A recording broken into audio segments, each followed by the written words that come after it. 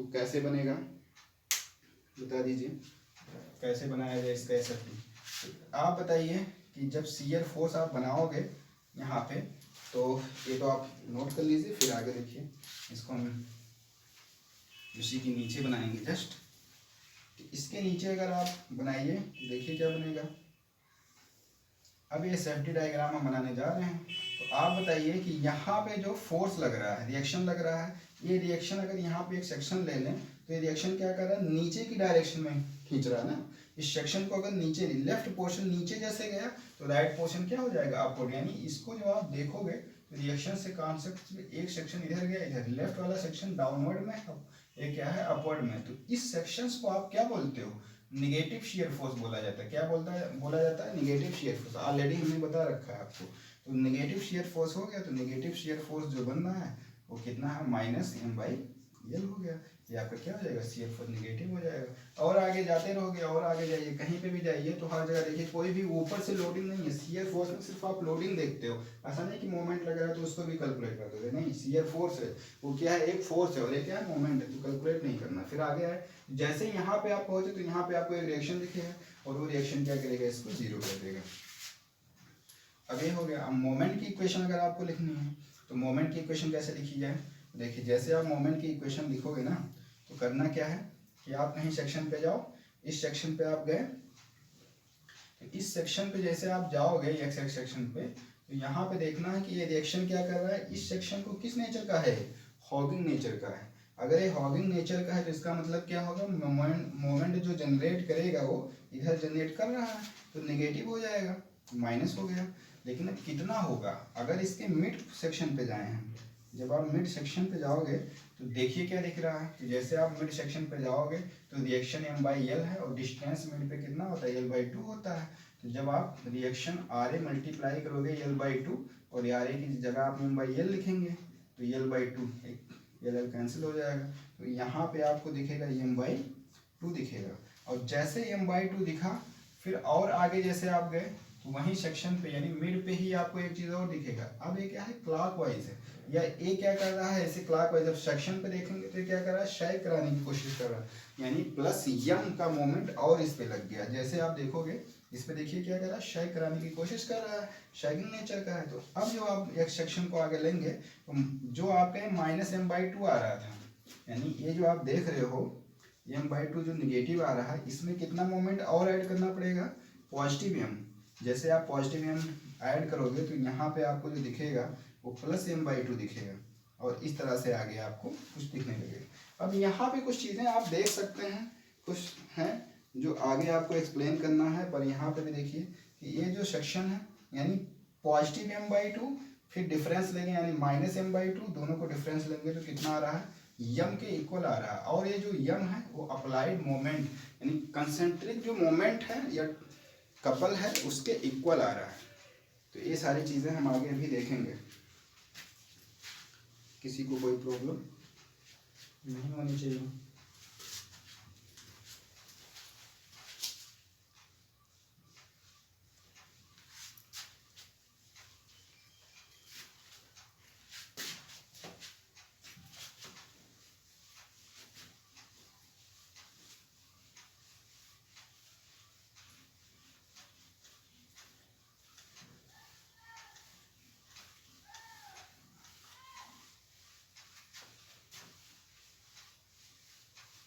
अब देखते हैं आगे हम, जैसे और कुछ एग्जांपल लेते हैं। यहाँ पे जो लोडिंग लगी हुई है कुछ इस तरह से है। ये जो लोडिंग है आपका, ये क्या है, ये जो लोडिंग है ये आपका, इसको क्या बोलते हैं, यूनिफॉर्मली डिस्ट्रीब्यूटेड मोमेंट बोलते हैं, यानी यम kN/मीटर पर मीटर है। इतना मोमेंट आपका लग रहा है। अब आपको देखना है कि सबसे पहला काम SFD या BMD बनाने के लिए हमारा जो पहला काम होता है to find out the reactions. Reaction के लिए समेशन ऑफ Fy = 0 करते हो।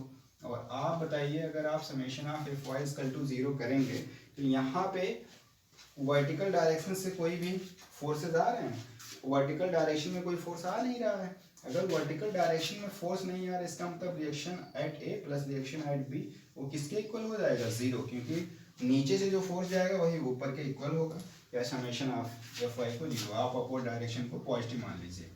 तो अब आपको क्या दिखेगा, यहाँ पे reaction at A plus reaction at B, ये जो दिख रहा है इसको आप कैलकुलेट कर सकते हो। यहाँ से reaction at A equal to reaction at B, जब कहीं पे ऊपर से लोडिंग नहीं आएगी तो दोनों बराबर होंगे और उनका जो साइन होगा क्या होगा, अपोजिट डायरेक्शंस के होंगे, एक अपवर्ड जाएगा तो एक डाउनवर्ड जाएगा, पर उनका जो मैग्नीट्यूड है वो क्या हो जाएगा, इक्वल हो जाएगा। तो अब देखते हैं मैग्नीट्यूड इक्वल तो हो गया, क्या किया जाए। अब आगे देखिए, R A equal to R B हो गया, माइनस आर बी हो गया। अब मोमेंट ले लीजिए, किसी के अबाउट मोमेंट ले लीजिए, इसके अबाउट मोमेंट लीजिए। जैसे आप इस पॉइंट के अबाउट मोमेंट लेंगे, इस हिंज के अबाउट, तो मोमेंट क्या होगा, जीरो होगा। और जो मोमेंट जीरो होगा इसकी इक्वेशन आपको लिखनी पड़ेगी, moment about B equal to, जो इक्वेशन आप लिखोगे जीरो करके, देखिए क्या इक्वेशन बनेगा। तो यहाँ पे एक रिएक्शन है, आर ए है, आर ए मल्टीप्लाई आपको करना है किससे, जितनी डिस्टेंस है ये। फिर आपको क्या करना है कि आप देख रहे हो कि यहाँ पे कुछ मोमेंट लग रहे हैं, और ये जो मोमेंट है ये इस तरह से मोमेंट दी है। तो सबसे पहले आपको ये जो क्लॉकवाइज डायरेक्शन को हमने पॉजिटिव माना है मोमेंट के लिए। तो आप बताइए, जब आप सपोर्ट पे लिखते हो तो क्लॉकवाइज या एंटी क्लॉकवाइज देखते हैं, तो ये जो मोमेंट लग रहा है इसका डायरेक्शन क्या है, इसका भी डायरेक्शन क्लॉकवाइज है। इसका मतलब क्या है कि इसको भी आप पॉजिटिव साइन में लिखोगे, और यम किलो न्यूटन मीटर पर मीटर लग रहा है, पर मीटर पे इतना लग रहा है, तो टोटल एल पे कितना लगेगा, तो आप मल्टीप्लाई कर दो यम इंटू यल। तो जैसे आप यम इंटू यल मल्टीप्लाई करोगे तो वैल्यू जो आ जाएगी वो इक्वल टू 0 करना पड़ेगा।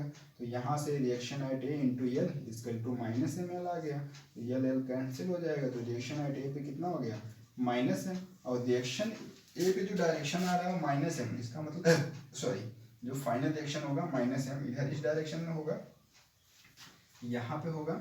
हमने डायरेक्शन चेंज कर दिया तो साइन हटा दिया है, और यहाँ पे क्या है, अपवर्ड डायरेक्शन में वो कितना हो जाएगा, प्लस एम हो जाएगा। तो इसके लिए जब आप एसएफडी बनाओगे, शियर फोर्स डायग्राम बनाओगे, तो क्या देखोगे, सेक्शन पे आप जाओगे, उस सेक्शन पे देखोगे कि कहाँ पे कितना फोर्स है। तो जैसे सपोर्ट पे आए तो सपोर्ट पे आप कितना दिखा, माइनस एम दिखा, नीचे की तरफ फोर्स लग रहा है, तो ये कौन से नेचर का होता है, नेगेटिव होता है। तो नेगेटिव आपने क्या किया, पहले ऐसे बना लिया, माइनस यम हो गया। अब ये कांस्टेंट कैसे हो रहा है, ये भी आप देखिए कि आप क्या हो रहा है यहाँ पे, कि कहीं पे भी जाइए, इसके बाद कहीं भी सेक्शन जाइए, तो ऊपर से जो लोडिंग है, यानी फोर्स कोई नहीं आ रहा, मोमेंट तो है लेकिन फोर्स नहीं है। तो जब भी हम शियर फोर्स बनाते हैं तो हमने बताया किसी भी सेक्शन पे जो शियर फोर्स होता है वो क्या है, कि किसी भी सेक्शन पे शियर फोर्स जो होता है, उस सेक्शन पे आप जाइए, उस सेक्शन के लेफ्ट या राइट में जो फोर्सेज हैं उनका जो अलजेब्रिक समेशन होता है, उसी को उस सेक्शन पे क्या कहते हैं, शियर फोर्स कहते हैं। ठीक है, तो आप देखोगे कहीं पे नहीं तो माइनस एम जाता रहेगा, और आगे क्या आ गया, प्लस एम, जैसे प्लस एम कैंसिल आउट हो जाएगा। तो यानी यहाँ पे आप देख सकते हो माइनस एम, और यहाँ पे कर सकते हो प्लस एम, लेकिन ओवरऑल जो शियर होगा वो क्या होगा, निगेटिव शियर होगा। अब इसकी अगर मोमेंट की बात करें तो आप देखिए मोमेंट कैसे बनेगा। अब आप बताइए कि कहीं पे आप सेक्शन लोगे तो सेक्शन के लिए जो बेंडिंग मोमेंट की जो इक्वेशन आप लिखोगे, तो इक्वेशन क्या होगा, तो इक्वेशन के लिए आप जो लिखोगे reaction at A into x, उसके बाद फिर क्या करना पड़ेगा, उस सेक्शन पे आप देखोगे कि सैगिंग है या वॉगिंग है। तो रिएक्शन ये क्या कर रहा है, ये जो रिएक्शन है ये नीचे की डायरेक्शन में, यानी इस सेक्शन को ऐसे कर रहा है, वॉगिंग कराने, तो यहाँ पे माइनस लिखोगे, माइनस कर लिया आपने। फिर आप देखोगे कि ये जो मोमेंट है वो इस सेक्शन को सैगिंग, तो पॉजिटिव नेचर का, तो यम है, और मोमेंट तो लग रहा है लेकिन ये क्या है, यूनिफॉर्मली डिस्ट्रीब्यूटेड मोमेंट, तो आपको ये से क्या करना पड़ेगा, मल्टीप्लाई करना पड़ेगा। अब आप बताइए कि रिएक्शन ए की अगर वैल्यू हम रख दें यम एक्स हो गया प्लस एम एक्स, तो M X minus M X plus M X cancel out होकर क्या हो जाएगा, 0 हो गया। यानी कहने का मतलब है कि आप देख लो इस सेक्शन पे जो रिएक्शन के कारण जो मोमेंट हो रहा है वही सेम मोमेंट क्या है, जो आपका यूनिफॉर्मली डिस्ट्रीब्यूटेड जो मोमेंट है, दोनों मोमेंट क्या हो गए, सेम हो गए। अगर बहुत moment are same and opposite nature तो क्या हो जाएगा, ओवरऑल जो सेक्शन पे मोमेंट आएगा वो 0। यानी इसीलिए कहीं पे भी आप देखोगे, चाहे यहाँ पे हर जगह जो मोमेंट आ रहा है वो क्या आ रहा है, 0 आ रहा है। इसलिए इसका जो मोमेंट का जो डायग्राम बनेगा, बीएमटी डायग्राम बनेगा, वो क्या बनेगा, एक लीनियर एक लाइन बन जाएगा, इस तरह से एक लाइन बन जाता है। और यहाँ से आप देखो कि जब शियर फोर्स का जो डायग्राम था ये क्या था, कांस्टेंट था। शियर फोर्स अगर कांस्टेंट है तो बेंडिंग मोमेंट 0 आ रहा है। और ऐसे सेक्शन को क्या बोलते हैं, एक नाम होता है, ऐसे सेक्शन को ही आप क्या बोलते हो कि जहाँ पर शियर फोर्स कांस्टेंट होता है उसको हम शियर स्पैन बोलते हैं। यानी ऐसे ही स्पैन को, इस पूरे स्पैन को आप एक नाम से जानोगे, उसको क्या बोलते हैं, शियर स्पैन बोलते हैं।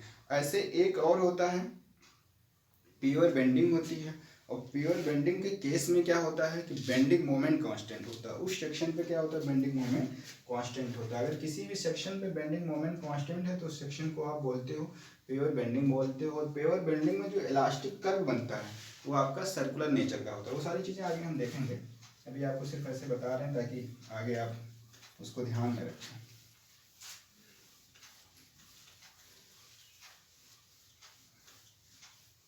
तो इतनी चीज़ें तो आपको समझ में आ गई होंगी। अब कुछ चीज़ें और हैं जो इम्पोर्टेंट हैं एग्ज़ाम पॉइंट ऑफ व्यू से। जैसे यदि हम बात करें कि एक सेक्शन लिया हमने, एक सेक्शन ले लिया इस तरह से, यूनिफॉर्मली डिस्ट्रीब्यूटेड लोड है। अब ये जो यूनिफॉर्मली डिस्ट्रीब्यूटेड जो लोड है, अब यहाँ पे कहीं पर एक सपोर्ट लगा हुआ है और यहाँ पे भी कोई एक सपोर्ट है। और ये जो सपोर्ट में जो यल है वो यहाँ तक है, पूरा यल है। यानी जो एक लेंथ है पूरे बीम की कैपिटल एल है। अगर यहाँ तक की जो लेंथ है वो ए है और ये भी क्या है, ए है, तो ये जो डिस्टेंस हो जाएगी वो क्या हो जाएगी, कैपिटल एल माइनस 2 ए। अब आपसे अगर कहा जाए, आपसे क्वेश्चंस क्या पूछा जा रहा है कि आप बता दो कि इसमें जो पॉजिटिव मैक्सिमम बेंडिंग मोमेंट होगा वो मिनिमम होगा। यानी एक क्या है, जो टास्क है वो टास्क आपका क्या है, वो क्या है, maximum bending moment should be minimum. Maximum bending moment should be minimum, should be minimum. तो आप देखिए मैक्सिमम बेंडिंग मोमेंट यानी मैक्सिमम पॉजिटिव बेंडिंग मोमेंट जो मिनिमम होगा उसका क्राइटेरिया क्या है, उसको कैसे निकाला जाए, एग्जाम में काफ़ी पूछा जाता है। और आपसे क्या होता है कि किसी क्वेश्चंस में एक पूरा एल दिया रहेगा, किसी में इतना एल दिया रहेगा, तो आपको बहुत ध्यान से करना है। अगर हमने क्या किया, पूरा एल ले लिया है, तो आप देखिए क्या होगा, अगर ये पूरा यल है तो इस केस में आप बताइए कि इस पॉइंट पर अगर हम इसका बीएमटी डायग्राम देखें तो यहाँ पे आप सपोर्ट पे देखो, हम ऑलरेडी बना दे रहे हैं इसको, यहाँ पे सपोर्ट है, इस तरह से कुछ दिखेगा, उसके बाद कुछ ऐसे।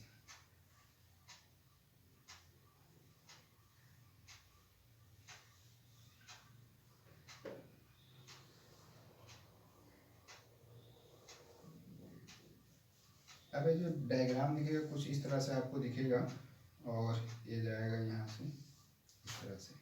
यानी इस सेक्शन पे जहाँ जहाँ सपोर्ट था, अगर सपोर्ट को हम कैपिटल ए कह दें, इसको कैपिटल बी कह दें, तो ए और बी, ए और बी पे जो मोमेंट है वो निगेटिव है।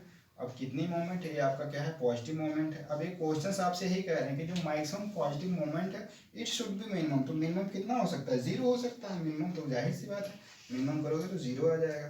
तो इसके लिए आप 0 कैसे निकाल सकते हो, यानी तो इस सेक्शन पे आप क्या कर लीजिए, ये जो सेक्शन आपको दिख रहा है इसको आप एक्स एक्स कर लीजिए, और एक्स एक्स क्या है, मिड पॉइंट है। और इस पॉइंट पे जो बेंडिंग मोमेंट की इक्वेशंस होगी, अब आप बेंडिंग मोमेंट निकालना सीख गए। किसी भी सेक्शन पे जब भी हम बेंडिंग मोमेंट की बात करते हैं तो किसकी बात करते हैं, शैगिंग या हॉगिंग की बात करते हैं। तो यहाँ पे बेंडिंग मोमेंट की इक्वेशंस आप देखिए, जो आप क्या करिए कि ये जो सपोर्ट है, एक मिनट में इसको अगर भूल जाइए तो आपको क्या दिखेगा, यहाँ पे एक लोड दिख रहा है, इस लोड को कहीं पे पॉइंट पे कहीं एक्ट करेगा और इसको क्या कराने की कोशिश करेगा, हॉगिंग नेचर का होगा। हॉगिंग नेचर का है, इसका मतलब क्या है कि यहाँ पे बेंडिंग मोमेंट आपको जो दिखेगा कहीं पर, सॉरी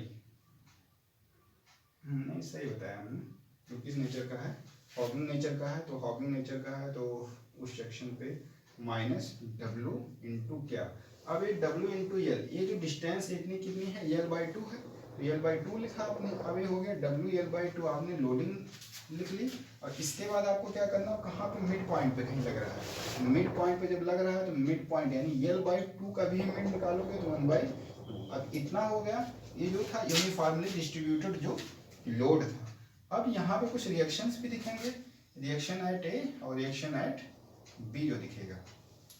अब ये जो लोडिंग थी ना, ये लोडिंग क्या थी, W किलो न्यूटन पर मीटर थी। तो टोटल लोड कितना हो जाएगा, डब्ल्यू टोटल जो होगा आप बता दीजिए। तो डब्ल्यू किलो न्यूटन पर मीटर था और ये कितना लेंथ है, यल है, तो डब्ल्यू टोटल आ जाएगा डब्ल्यू इंटू यल हो गया। तो सपोर्ट पे जो रिएक्शन होगा, ये सपोर्ट पे जो रिएक्शन होगा सिमेट्री है, तो सिमेट्री होने से जो रिएक्शन होगा यहाँ डब्ल्यू एल बाई टू हो जाएगा, यहाँ पे भी कितना हो जाएगा डब्ल्यू एल बाई टू हो जाएगा। ये एल क्या है, कैपिटल एल है, तब हो रहा है। स्मॉल एल होता यहाँ तक एल होता तब नहीं होता। तो यहाँ पे जो रिएक्शन है क्या है डब्ल्यू एल बाई टू, यहाँ पे कितना है डब्ल्यू एल बाई टू। तो आप अभी तक जो मोमेंट लिखे हैं वो क्या लिखे हैं, यूडीएल के कारण लिखे हैं। अब आप सपोर्ट रिएक्शंस के कारण जो मोमेंट लिखेंगे वो किस नेचर का होगा। ए आप देखिए सैग कराने की कोशिश कर रहा है तो पॉजिटिव हो जाएगा, वो कितना हो जाएगा W L by two into distance आप लिखोगे। अब ये जो डिस्टेंस होगा ना, इतनी जो डिस्टेंस हो कितनी हो जाएगी, यक्स हम बोल रहे हैं लेकिन क्या आप यक्स को निकाल सकते हो, इतना पूरा क्या है एल बाई टू है और इतना क्या है ए है, तो इतनी डिस्टेंस एक्स की जगह आप लिखोगे एल बाई टू माइनस क्या ए लिख सकते हो। अब ये हो गए bending moment at mid point पे आ गया। अब इसी बेंडिंग मोमेंट को अगर आप जीरो कर दीजिए, इसी बेंडिंग मोमेंट को क्या कर दिया जाए, जीरो कर दिया जाए, तो आपका काम हो जाएगा। जैसे आप इस बेंडिंग मोमेंट को मिनिमम करने का मतलब क्या हो गया, इसको जीरो कर दीजिए। जैसे आप इसको आप जीरो करेंगे तो यहाँ आपको देखेगा minus W L square by eight plus कितना W L square by four minus W L A by two equal to zero. कहीं दिक्कत कहीं पे, हाँ सही लिखा गया है। तो इसको जब आप सॉल्व करोगे तो यहाँ से जो ए की वैल्यू आएगी और जो ए की वैल्यू आएगी वो आपको क्या मिल जाएगी, तो ए की वैल्यू आएगी 0.289 फैक्टर ए मिलती है। ये जो वैल्यू आएगी वो कितनी हो जाएगी, सॉरी ये होती है 0.7 होती है। आप इसको कैलकुलेट कर लीजिए, इसको जीरो के इक्वल करेंगे तो डब्ल्यू हट जाएगा, बाकी ए एल में इक्वेशन बनेगा, क्वाड्रेटिक इसको सॉल्व करेंगे तो 0.2 आता है। अगर इतना एल आ गया तो ये जो सपोर्ट के बीच में डिस्टेंस है यानी ए बी की जो वैल्यू आएगी वो कैपिटल एन माइनस टू है, जब आप निकालेंगे तो 0.589 के आसपास आती है। ये आपको दो डाटा बहुत ही इंपॉर्टेंट डाटा है, इसको आपको याद रखना है कि अगर ऐसा केसेस है तो इस केसेस में क्या होता है, ठीक है। तो ये सारी चीज़ें आपको पता होना चाहिए कि अगर इस तरह से लोडिंग दी गई और आपसे कहा जा रहा है कि bending moment should be minimum, अगर मिनिमम तभी हो सकता है जब आप क्या कर लो, ये जो सैगिंग मोमेंट है इस सैगिंग मोमेंट के इस हॉगिंग मोमेंट के इक्वल आप कर दोगे, तब भी ऐसे भी निकाल सकते हो। या हमने क्या किया, उस सेक्शन पे जो मोमेंट किया है उस सेक्शन को मिनिमम कर दिया, मिनिमम वैल्यू कितना लिया हमने, जीरो किया, तब भी आ गया। या आप ऐसे निकाल लेते हैं, हॉगिंग मोमेंट कितना यहाँ पे होगा W A square by two होगा और जो सैगिंग मोमेंट होगा उसको आप निकाल लीजिए, वो दोनों को इक्वल कर दीजिए, तब भी आ जाएगा ये।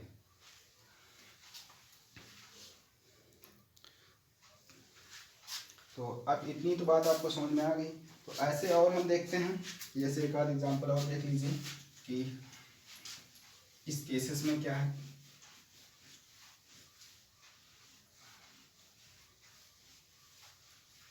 जैसे सपोज कर लीजिए कि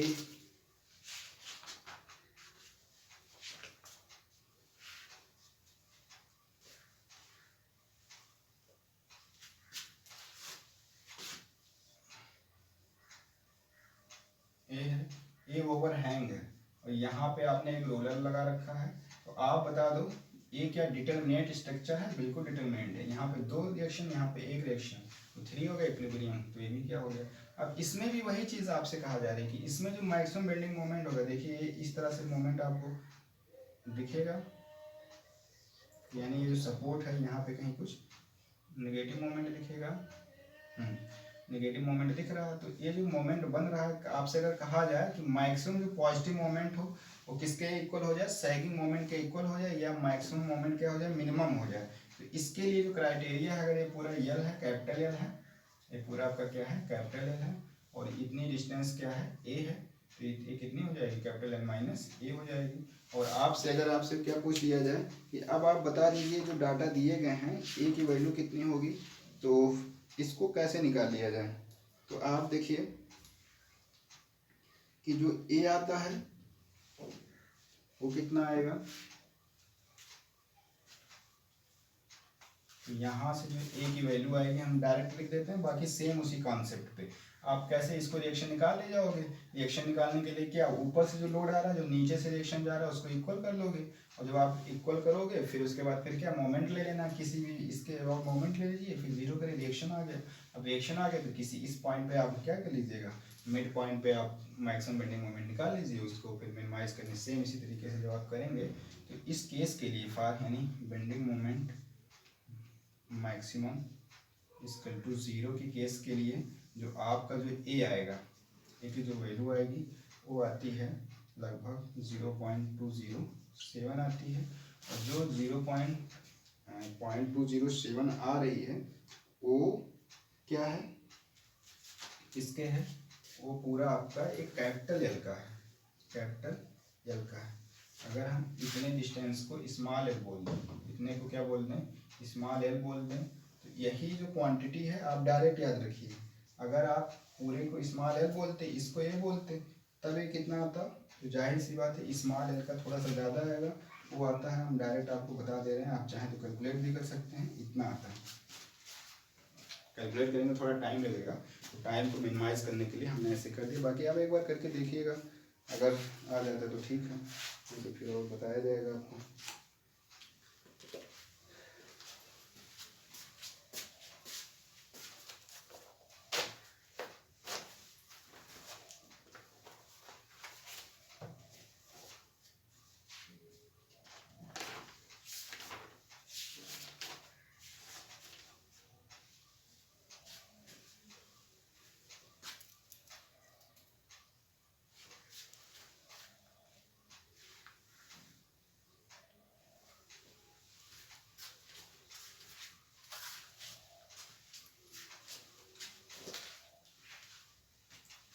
चलिए, तो अब हम बात करते हैं कि एक कुछ चीज़ें हैं जिसको नेक्स्ट है, उसको हम बोलते हैं डिस्प्लेसमेंट ऑफ लोड। जो नेक्स्ट स्टैंडर्ड है हमारा वो क्या है, नेक्स्ट जो स्टैंडर्ड है वो क्या है, displacement of load, displacement of load, या कॉन्सेप्ट ऑफ लोड ट्रांसफर क्या होता है, concept of load transfer, load transfer. तो आप याद रखिए कि लोड ट्रांसफर का जो कॉन्सेप्ट है उसमें सिर्फ आपको इतना याद रखना है, इफेक्ट शुड बी सेम, यानी effect should be same, should be same, same same होना चाहिए, उसका जो इफेक्ट है सेम। अब जैसे यदि हम बात करें कि आप यहाँ पे देख रहे थे इस तरह से कोई एक यहाँ पे पी लोड लग रहा था, यहाँ पे पी लोड लग रहा है, इतनी डिस्टेंस आपकी ए है और ये क्या है, ए भी ए। अब इसको आप अगर लोड को ट्रांसफ़र करना चाह रहे हो, अगर हम कहें कि एक नया डायग्राम बनाया हमने, इस डायग्राम में हम कर क्या रहे हैं कि ये जो लोड है पी, इसको हम यहाँ पे ट्रांसफ़र कर दे रहे हैं इस पॉइंट पे, तो कोई बात नहीं, इसके पैरेलल लाइन है, आप इसको ट्रांसफ़र कर सकते हो इस डायरेक्शन में, तो एक पी इधर हो गया, इस वाले पी को भी ट्रांसफ़र कर दिया तो एक पी इधर हो गया।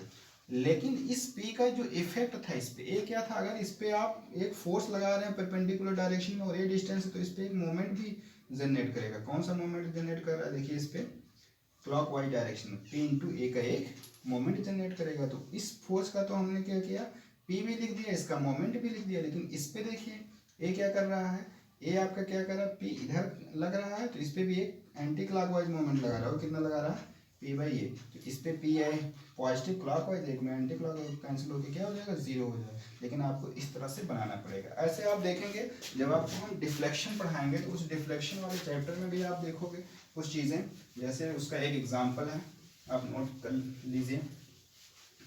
जैसे यदि हम बात करें कि ये वाली डायरेक्शन, जैसे देखिए यहाँ पर है, ये आपका इस तरह से है, तो यहाँ पे आपने पी लोड लगा रखा है, तो ये जो पी लोड है ना, ये करेगा क्या, इसको हम क्या करें, ट्रांसफ़र कर दे रहे हैं। अब इस लोड को जो आपने ट्रांसफ़र किया वो यहाँ पे कर दिया, इसके जो सपोर्ट था, ये जो सपोर्ट है, इसी सपोर्ट पे इस लोड को उठाया और यहाँ सपोर्ट पे रख दिया। तो अगर पी लोड आपने यहाँ पे ट्रांसफ़र कर दिया कोई बात नहीं, इसके पैरेलल है, आप कर सकते हो। बट इसका जो इफेक्ट है, लोड तो लगेगा ही, लोड के साथ साथ इस पे एक मोमेंट भी लगेगा, P इंटू दिस डिस्टेंस। अगर दिस डिस्टेंस इज ए तो P इंटू ए का इस पे क्या लगाना पड़ेगा आपको, मोमेंट। और इतना कर दीजिए, बाकी सारी चीज़ें आप कैलकुलेट कर सकते हैं। जैसे आपको डिफ्लेक्शन चाहिए, यहाँ पे रिएक्शन चाहिए, तो आप कर सकते हो, कोई बात नहीं। ऐसे और भी कुछ एग्जाम्पल्स हैं, जैसे देखिए अगर हम बात करें कि ये सिंपली सपोर्टेड है, कोई बीम लिया हमने आपका, इस बीम पे आपने इस तरह से एक लोडिंग लगा रखी है, यहाँ पे पी लोड, ये डिस्टेंस आपका ए है, ये आपका बी है। तो इसको आप लोड को ट्रांसफ़र कर सकते हो, किस तरह से, देखिए कैसे इसको ट्रांसफ़र किया जा सकता है। आप इसको जो ट्रांसफ़र करोगे, ये पी था, तो आप भी क्या करिए, इस पॉइंट पे ही लगाना है, इस पॉइंट को यहाँ पे आप पी लोड लगा दीजिए। लेकिन इसका जो इफेक्ट है, आप देखिए इस क्या कर रहा है, पी इंटू ए का इस पे एक मोमेंट लगाएगा, और पी इंटू ए का इस पे क्या लग जाएगा, एक मोमेंट, यानी एक कपल जो लगेगा इस पे पी इंटू ए का। बाकी सारी चीज़ें ऐसे हो जाएंगी, जितनी जो डिस्टेंस होगी ये हो जाएगा। कोई दिक्कत किसी को? उम्मीद करते हैं आपको समझ में आ रहा होगा।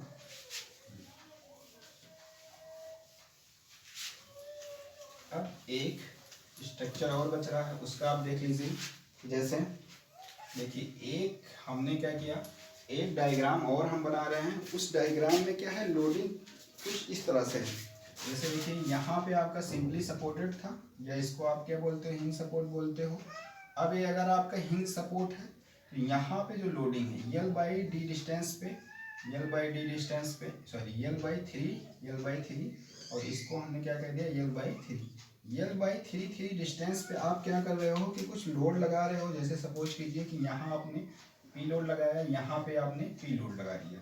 तो ऐसा करने से इसका जो एसएफडी डायग्राम बनेगा और जो बीएमडी डायग्राम बनेगा, काफ़ी इंपॉर्टेंट है, इसको आपको हमेशा पता होना चाहिए। और यहाँ से कुछ चीज़ें आप सीखोगे कि जैसे शियर स्पैन क्या होता है, या प्योर बेंडिंग का जो क्राइटेरिया है वो क्या है। तो उसके लिए आप देखिए क्या होगा, तो सेम अगर इसका एसएफडी बीएमडी बनाना है, तो आप सबसे पहले क्या करोगे, रिएक्शन तो summation of F Y equal to 0 करोगे। तो आप जैसे समेशन ऑफ एफ वाई करने की यहाँ कोई ज़रूरत नहीं, थोड़ा आपको अपना माइंड लगाना है, यूज़ करना है। जैसे देखिए इस एक्सिस के अबाउट क्या है, लोडिंग सिमेट्रिकल है, यानी इस एक्सिस वाई एक्सिस ले लो, इसके बाद क्या है, जितने डिस्टेंस पे यहाँ लग रहा है लोड इतना लग रहा है, तो ऊपर से जो लोड पी लग रहा है, तो एक सपोर्ट इस पे पी आ जाएगा, और यहाँ पे कितना आ जाएगा, पी आ जाएगा। इतनी बात आपको समझ में आ गई। और जिनको नहीं समझ में आ रही है वो ऐसे कर लें कि reaction at A plus reaction at B equal to कितना, ऊपर से 2p आए, इक्वेशन पहला बन जाएगा। और किसी के अबाउट आप मोमेंट लोगे, मोमेंट अबाउट बी कर लीजिए। जैसे आप मोमेंट अबाउट बी आप 0 करोगे, तो वहाँ से रिएक्शन ए रिएक्शन बी आ जाएगा, और रिएक्शन ए जो आएगा वो आपका पी आ जाएगा, रिएक्शन बी कितना आ जाएगा, पी आ जाएगा। अब रिएक्शन भी आपको पता चल गया। एसएफडी बनाने के लिए आप देखो कि जैसे एसएफडी था, तो यहाँ पे जो पी लग रहा है अपवर्ड डायरेक्शन में, इसको क्या कराएगा, अपवर्ड डायरेक्शन में लेके जाएगा। और हमने बताया कि अगर एक अपवर्ड जाता है तो राइट वाला क्या जाएगा, डाउनवर्ड। इसका मतलब वो जो कंडीशन होता है पॉजिटिव सीयर का कंडीशन होता है। अभी अगर ये पॉजिटिव सीयर हो गया तो कुछ इस तरह प्लस पी हो गया। लेकिन और आगे गए, यल बाई 3 डिस्टेंस पे जैसे आए, तो आपको एक लोड दिखा, वो लोड कितना है, पी, जितना पी था उसको यहाँ तक पहुँचा दिया। भाई प्लस पी था, इस पे आ गए तो माइनस, इसका डायरेक्शन क्या, डाउनवर्ड डायरेक्शन इसमें। तो अलजेब्रिक समेशन लिए उस सेक्शन पे, तो प्लस पी और माइनस पी, वो कितना हो गया, 0 हो गया।